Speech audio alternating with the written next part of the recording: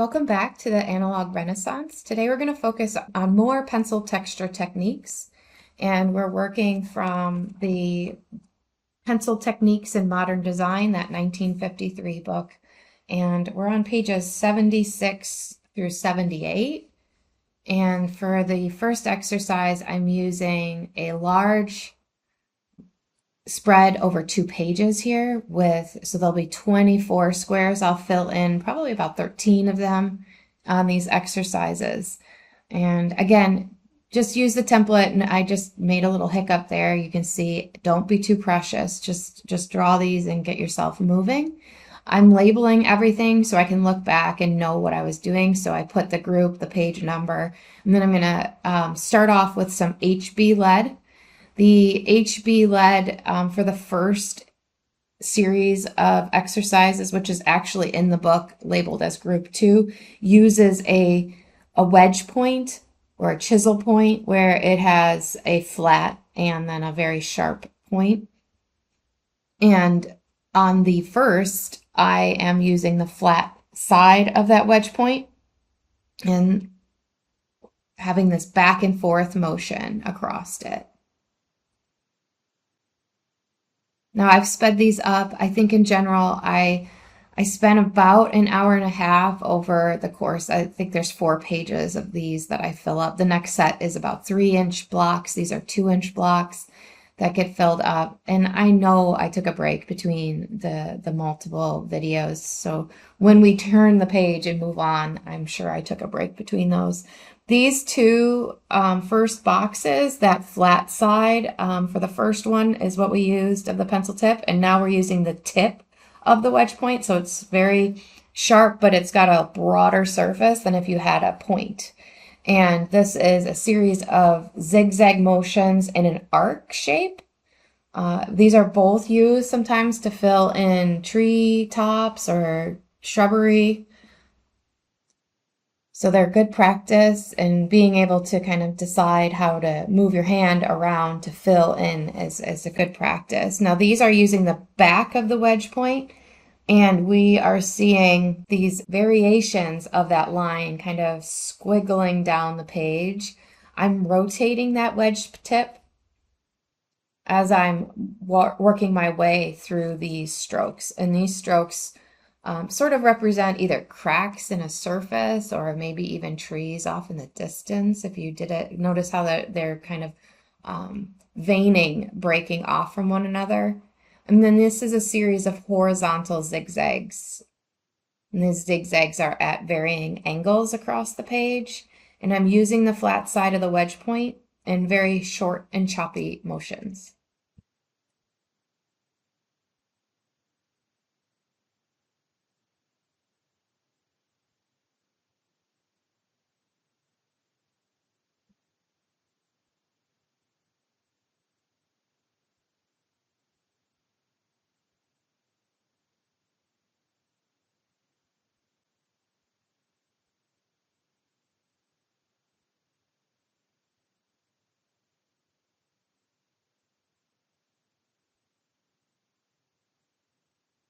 For group 3,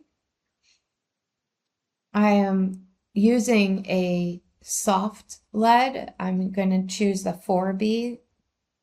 It's a little bit softer than 2B. And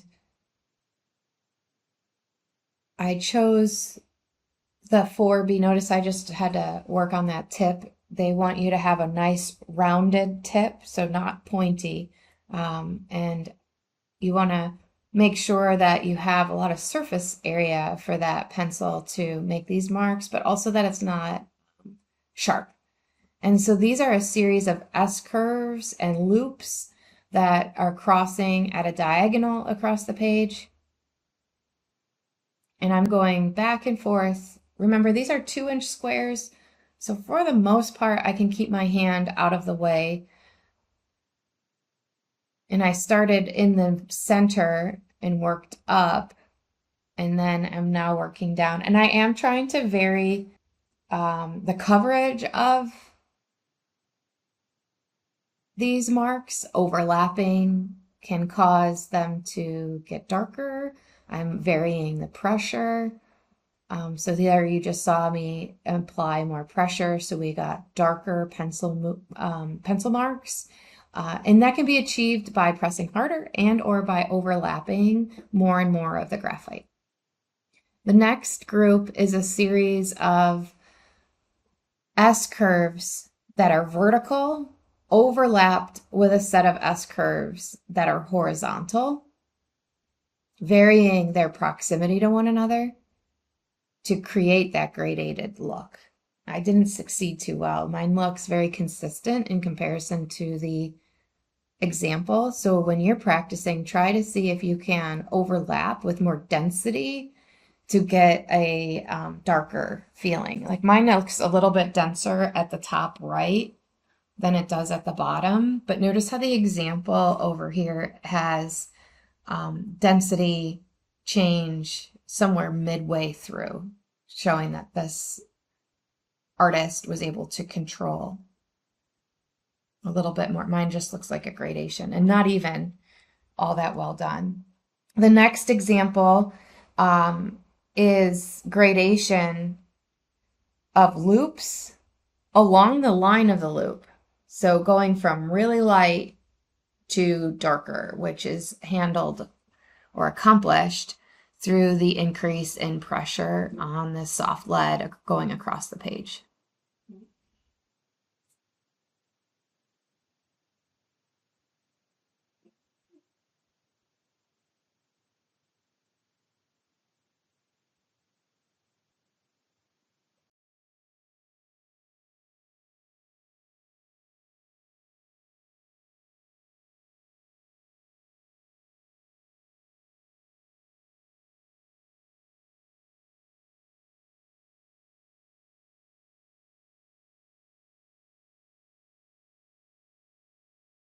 For group 4, there's a variety of different strokes, and we're using a pencil point, regular pencil point.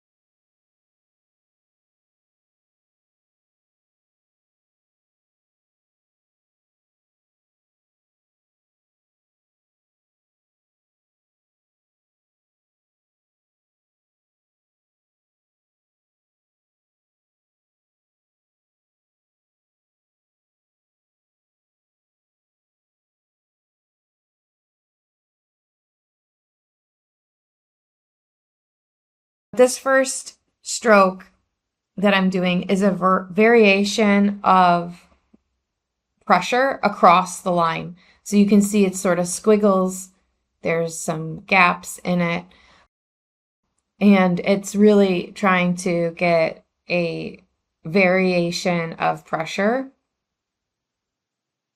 And then this is a series of elongated zigzags on a diagonal. And I did some of them closer towards the end. Then I switched to, for this third box, I switched to 2H. And these are a series of horizontal that go about halfway, and then verticals that go the full length. And these are just straight lines, trying to keep pressure consistent. And again, notice I'm using my wrist across these. I am not just moving my fingers.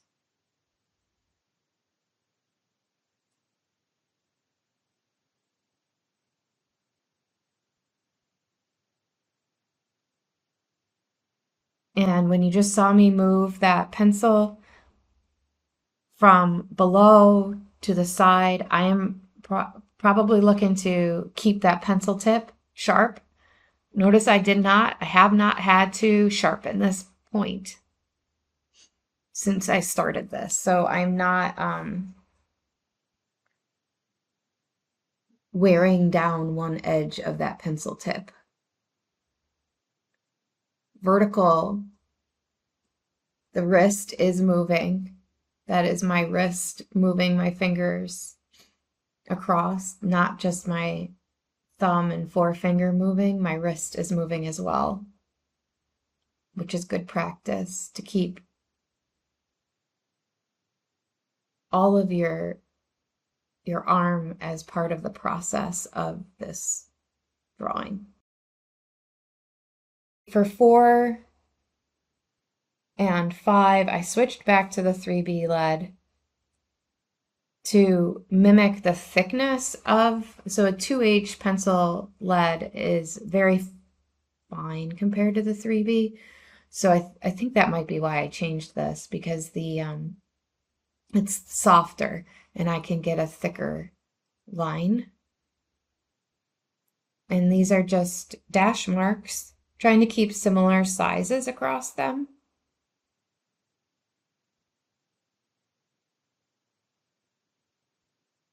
Oh, the directions in here say for fine line work, harder grade pencils are used. So that's probably why I had the 2B for the fine, for 3 and 6. 3B, I did 3B for this because this is just stippling. So these are just marks that you make by bouncing, I don't know the right word, but I'm just moving that pencil tip to touch the page with a little pressure, not a lot of pressure. I'm not making dents in the page. I'm just touching the pencil point. And I'm doing that quickly, even though this is sped up, I was moving quickly. And you can see here that I'm using more pressure when I make it darker. And in some cases that is more pressure, but also closer density of the dots. And this is a good thing to practice. I probably would recommend, and as we move through this series, that we come back to these practices occasionally, and be comfortable making these marks and controlling our line. It's not, these aren't lines, but the weight of the graphite we're laying down. So I moved back to the 2B, and these are almost like topography lines or your fingerprints that we're drawing here. They're curvy lines that have, you know, proximal relationship to one another as we're moving through the drawing.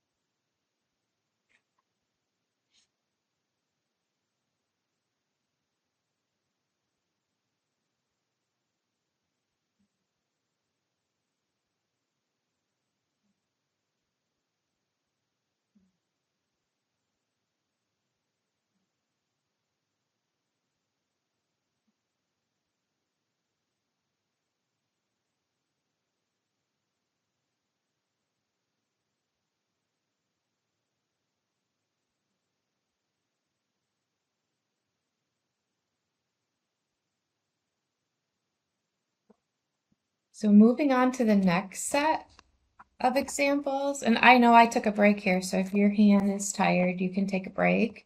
I used a 3-inch template.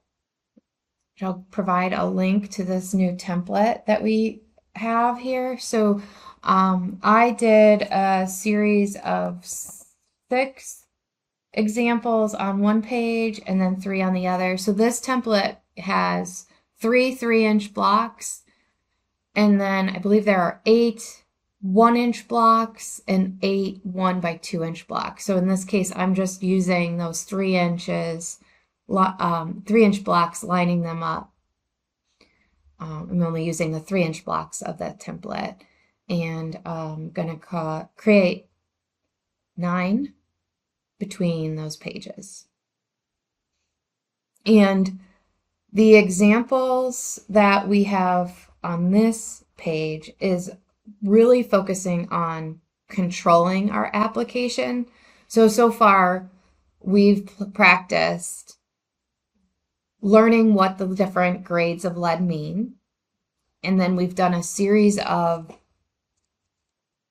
pencil techniques for the way in which we hold our pencil and strokes.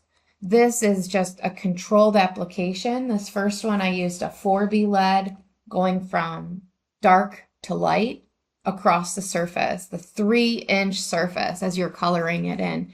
And if you remember from my first full video, we were doing something very similar to this, but we were just laying the lead down, coloring it back and forth, trying to keep very consistent so we knew what a 6H did compared to the 8B. So this is a 4B, and I worked on hard to, I wouldn't say hard pressure, but pressure to soft pressure across there.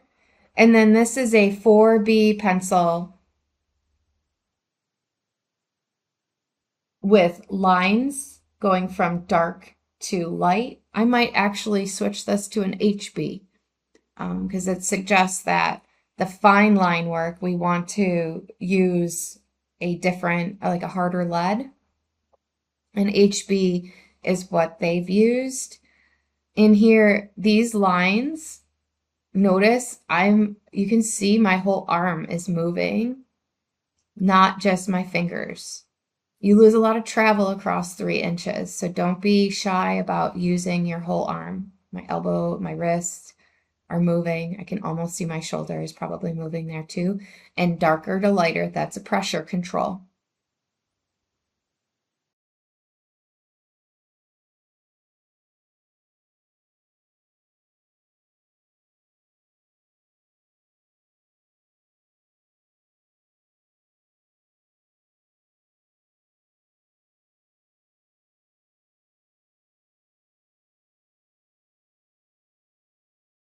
The next box is HB lead that I used, and they're consistent weight on the horizontal across 3 inches.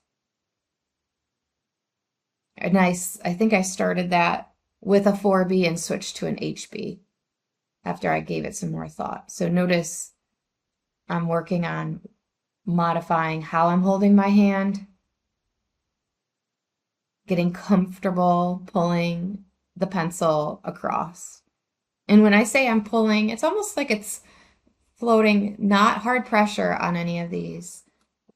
You should not be over grasping or gripping the pencil. Be somewhat soft grip across this. When I was in grade school, we had, I went to a Catholic school, and there was a nun that would walk around the room and try to take our pen from us to teach us that you should not be gripping. Like the pen should be able to be, the pen or the pencil in this case, should be able to be pulled from your hand as you're doing this work. It should not, you should not be grasping on it for dear life. She could never pull it from my hand, so I didn't learn that. She would try, and I just couldn't. So these are diagonal, same consistency across. No, they should be consistent. It should be going from light to dark. If they are, you're not keeping the distance of your lines appropriate, and that is an and or. You may be putting different pressure across the length of that line. So two things can happen. You're putting too much pressure, varying the pressure across the length of your line, or their distance between each line is changing, and you want to be consistent. Remember, this was practicing controlled application. These are a series of horizontal lines. I'm going to use a 4B. And this time I am looking to go from lighter to darker, from the top to the bottom, top being light, bottom being darker.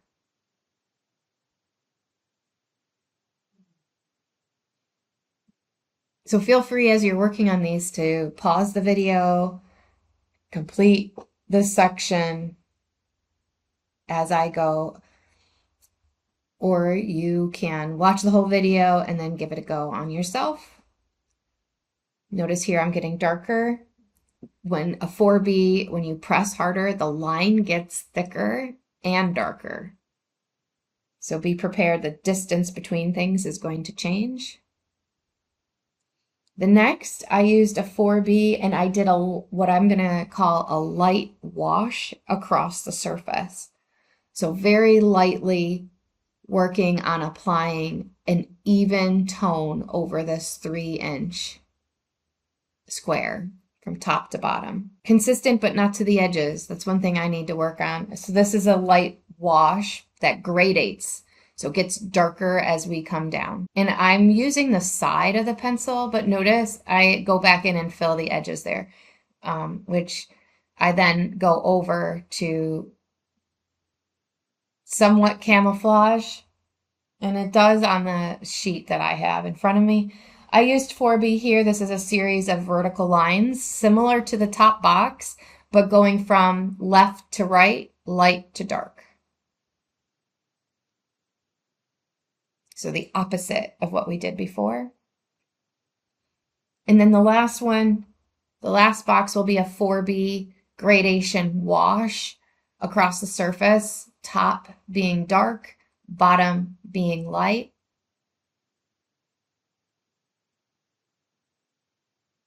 So if you've been following along, these will be the last of our technique drills with the pencils and getting familiar with controlling the lines.